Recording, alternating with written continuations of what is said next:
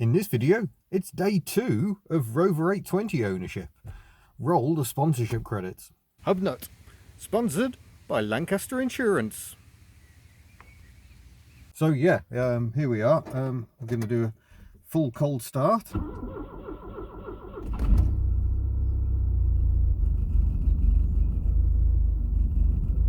Apparently it's a computer controlled carburettor. But yeah, I don't think it's computer controlled very well. I have just changed the rear wiper blade. There was no blade, effectively. Let's see if the wash will catch up today. Takes about 6 hours for the pump to supply screen wash to the back of the car, it seems. Oh, there it is. That dribble is it? Maybe that rear nozzle's a bit clogged. Maybe we'll give up on that. Very big rear window though. And oh, there's neighbours. Front wipers work really well. They look quite new. It makes a change to buy a car, clank, that has quite new wipers. That's quite pleasing to me. You'll notice I'm wearing the hat because, you know, I think a Rover deserves a hat. And yeah, all good. Very crispy up there, but I can't see any water. Let's go for a drive and see if I get rained on.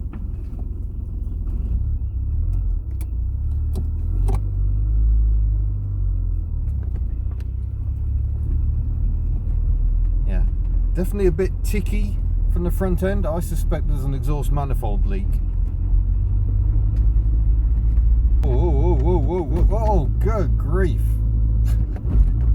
Oh, this is rubbish. Come on, sort yourself out. Oh. I've encountered some terrible auto chokes in my time, but this one takes the biscuit. What amuses me is that Jaguars, almost always came with auto chokes, even back to the XK120 and the earlier SS models. But apparently, by the 1980s, SU had entirely forgotten how to make an auto choke work. Anyway, it doesn't appear to be raining on my head, which is good. There has been plenty of rain today. So, all is so far well. Right then, off we go to Dudley to do some fettling of the vehicle. I'm taking a carbon monoxide alarm with me because I'm so concerned that this car might be getting a bit unpleasant, shall we say. The headache the other day did worry me. There is a bit of a smell of fumes, and yeah, I do know there is an exhaust leak, so I think it pays to be careful. We'll see how the day unfolds. Just yeah, good. The brakes are free this morning.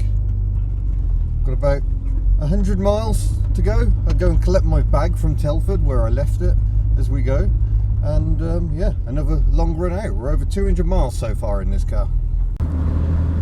So I haven't really talked about what this car's like to drive, because I'm not really pushing it around too much, because I know the tyres are dreadful, but in the dark, so I wasn't really able to record it.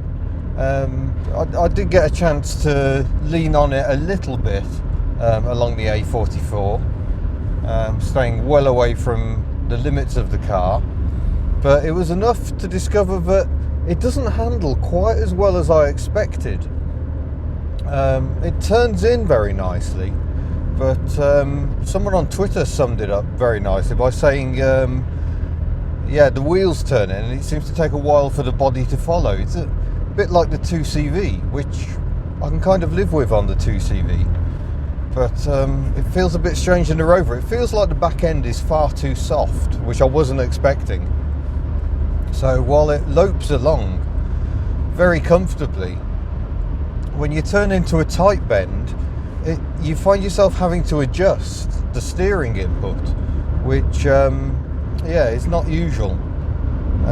It does feel like the back end is kind of disconnected from the front, and it could be that the dampers are a bit tired. It has towed a caravan a bit in its time, but it could just be that the dynamics aren't the sharpest. I do know, you know, Tony Pond's 100 miles an hour around the Isle of Man. That car had slightly modified suspension, and I can see why that might be desirable, to be honest. I wasn't expecting it to feel quite so boat-like. So yeah, maybe one day we can replace the dampers, but yeah, that ain't going to be happening anytime soon. So we're off to DFTR Automotive today, and plan is to strip every caliper down and check the state of the pistons, lube as best we can, and then hopefully be able to enjoy a car that has brakes that work. Oh nice, wood lorries apparently don't have to indicate. How silly of me to forget. Incidentally, I should just point out, we do have 2CV hoodies in stock. This is a prototype, the logo is larger and in much poorer quality. The official 2CV hoodies have a red hood liner and a smaller logo in much better print quality, which is nice. Available now at the Hubnut store, £30 each. Advert ends. Still stuck behind the log truck, and I've just seen a bus in front of it as well. How I wish I was in a car with actual power.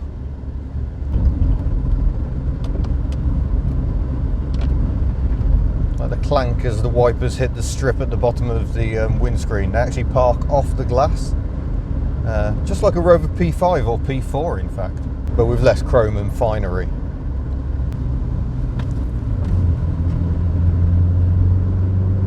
Here we go.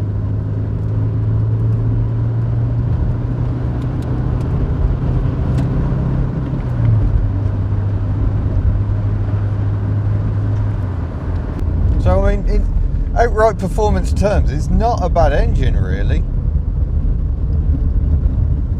I suppose this isn't a car that's got that much weight to it, which probably helps.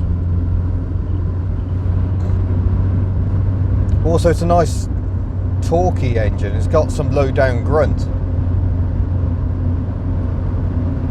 mean, it's very simple, 8-valve engine. I completely forgot to mention it was also used in the Rover SD1. The base SD1 was available as a 2000, and that also used the O series engine. But most 2-litre Rover 820s used the M series or later T series engines, which was 16-valve. None of that luxury here. Right, catching up on the bus. This means an overtake uphill. On a new section where visibility is thankfully now much better, he says, looking at the mist. Traffic. So I'm going to go for second. Oh no, there's a truck behind that. Oh. So a bit like the 2CV, you will put your foot down before you start the manoeuvre. So here comes the truck coming the other way. Down goes my foot, which means we're now accelerating towards the back of the bus, and means we're right in the sweet spot as you come past.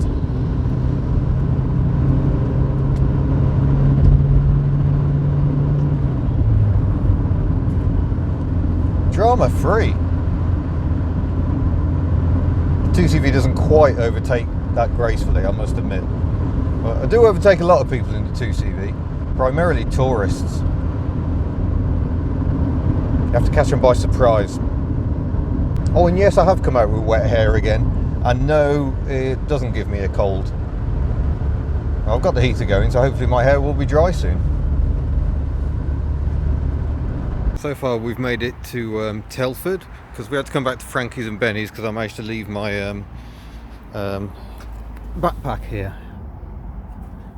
Good, not too much warmth going on. I can feel a bit of warmth, and the tyre pressures look low, but I'm a bit reluctant to meddle with them, to be honest, because I'd rather just have new tyres.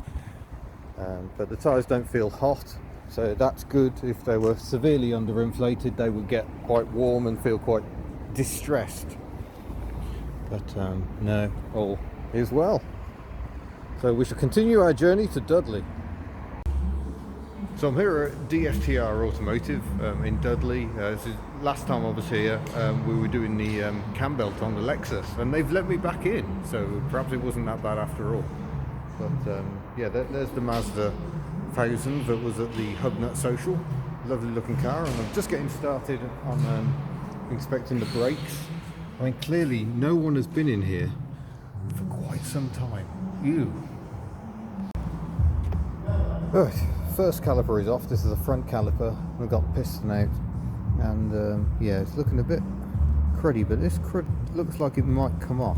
So I'm going to gently try and scrape some of this off, and we'll see if we can reuse the piston, because I don't have a piston rebuild kit. Yeah, there is some definite corrosion going on there. Bit of a shame, but yeah. I shall keep cleaning, because that is definitely improving. Look, yeah, it is coming off. So we'll do that, we'll lube it up. Hopefully that will be an awful lot better. Right, can't get a rebuild kit at the moment. That's going to have to remain a job to do. So I've just used the red rubber grease to lubricate the caliper, piston, get it back in, and it pushed in really nicely actually, so I'm confident that should be alright. So we'll get this one back on and keep going, because there's another 3 to do yet. Hurrah! Right, I managed to get this piston moving again as well. Just put a bit of copper grease on the back there where it holds the pads in, and I've run just a thin skim around the piston edge, and rag, and now we can get on. We've managed to get this piston moving as well, so that's all good. That's it. Let's get the this is really difficult to do one-handed. There we go, the other slider in, and I now need those bolts there, so you're going to have to go away. So fronts are back together, done both front calipers, but the rears are a bit of a pain, because you need the correct wind back tool to wind the piston in. You can't just push it, so we're just trying to find the right adapter to actually wind that back in. We can't get it to push out under hydraulics at the moment, so we're hoping if we wind it, it might free it off a bit. So it wasn't particularly happy about it, but we have managed to wind the piston out, which means we can try and lube it up and then wind it back in, and do that a few times to hopefully free it off a bit. I still can't help thinking that a full rebuild kit is going to be necessary, but I don't have one of those at the moment, so this is doing the best we can. An interesting tidbit is that it's worth getting these anti-rattle clips off, because gunk builds up underneath them, and if that happens too much, you're kind of squeezing the pad, which isn't going to help with the whole sticky situation. So I mean, these discs aren't too lovely, but we'll see if they clean up a bit. But ideally you could probably do with new discs, calipers. I'm pretty convinced the handbrake cable isn't releasing. You can feel the tension in there still, so that's not helping, but we'll see how it goes. Someone else commented that that's a very common problem with these seizing up, but yeah, it's not this mechanism. I mean, that's certainly working better than it was, but the cable is not cleanly releasing is the problem. So gonna clean up this anti-rattle clip and where it sits, get the pads back in, and then that's complete. Brakes are all together again and bled, but we've still got a problem. First application of the brake pedal, the travel is massive, and then it does pump up, and yes, we have done that with the engine running, because obviously we've got no brake servo at the moment. So just going to investigate a few other options. Don't know if there's still air trapped in the system, because it is an ABS model. We shall see what we can do. Right, we're out on test drive. Unfortunately I have traffic behind me now. Let's do some windows up. But the brakes are feeling a bit more positive. We were struggling on the ramp. We've still got a sink on first application. So let's go and take this turning here.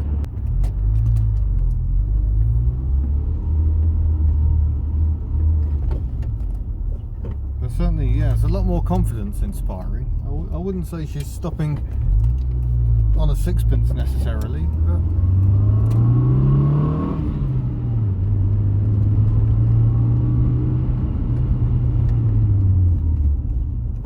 but she is stopping. Check there's no one behind. Yeah, that's feeling much better. And less like it's pumping up. That was the sensation we were getting. But it was pumping the brakes up. Which felt like a master cylinder failure, but we isolated all the brake lines, and that confirmed that the master cylinder can actually hold pressure.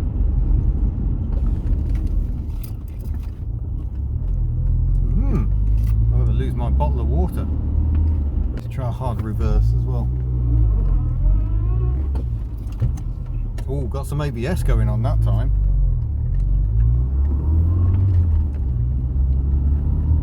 So overall it feels like work well done. Personally, I think certainly in the near side rear, very likely to have to replace that caliper. It's still it was still binding on the ramp, but overall it feels a lot better.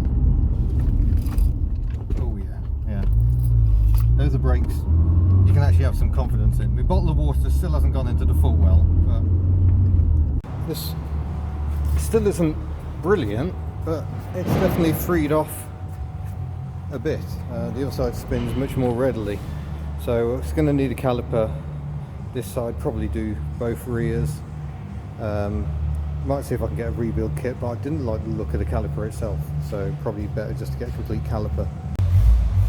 So test drive complete. Oh, look at that, actual stopping power. And we're just going to park it up because it's time to do what I actually came here to do, which is to play with some Mazdas. Well, I've been off playing with lovely Mazdas. I went in this one to collect some calipers. I can't remember if I've said, I've slightly lost track of what I was saying and when. But James with lovely Lambrettas gave me a couple of calipers from an MGF. And while I've been swanning about having fun sitting in traffic jams in Mazdas of various generations, they've been very busy fitting those calipers to the car. Unfortunately, one of the roll pins for the handbrake linkage had seized onto the old caliper, so suitable violence is being deployed. There we go, not just new calipers or refurbished calipers, but red ones, so that must have added 20 brake horsepower, I reckon. Be flying along there. Beautiful. Right, all bled, and that's a bit more like it.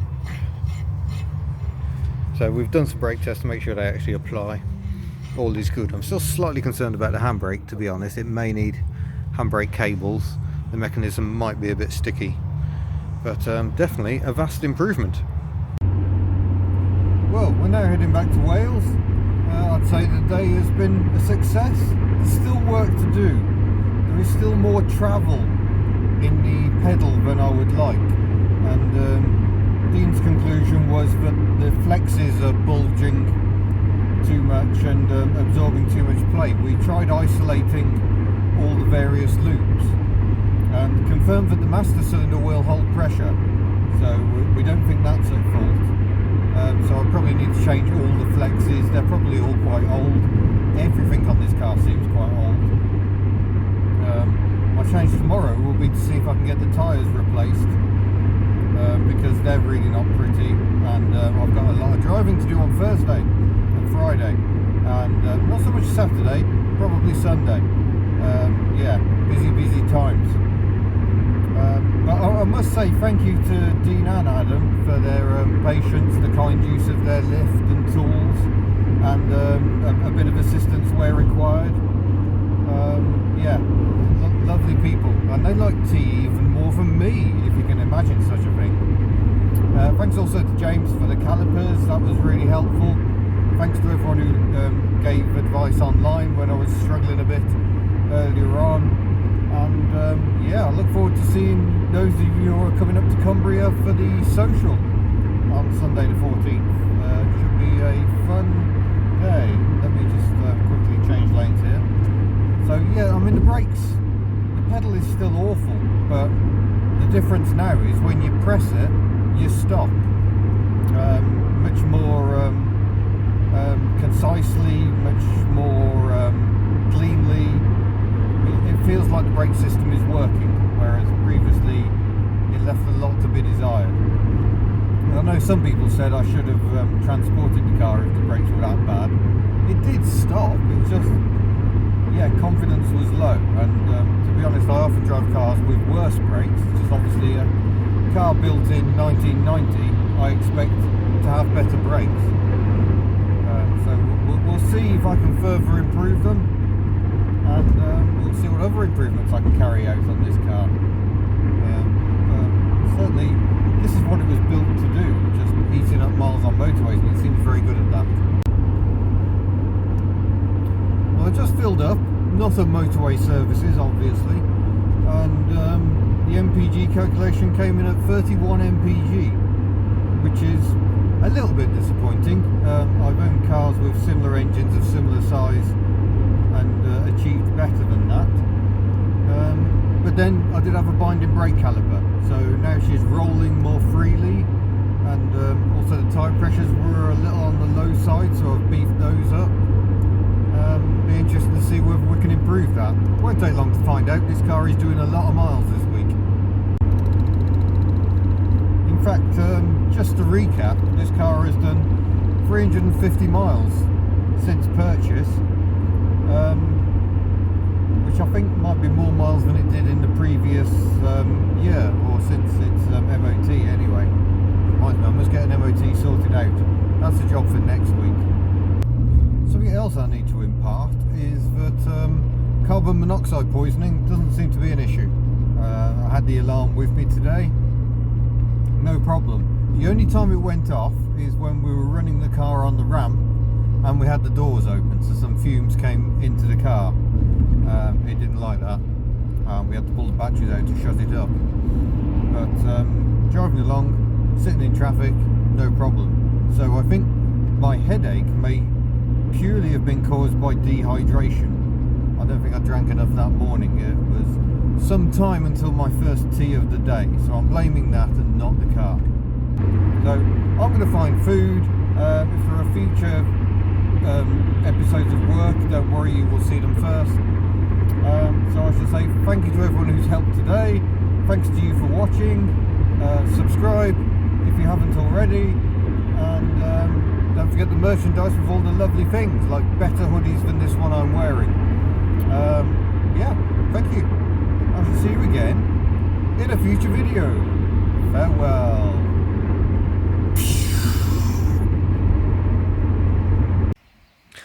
Additional, I fitted some new tyres, or had some new tyres fitted. They are safe rich.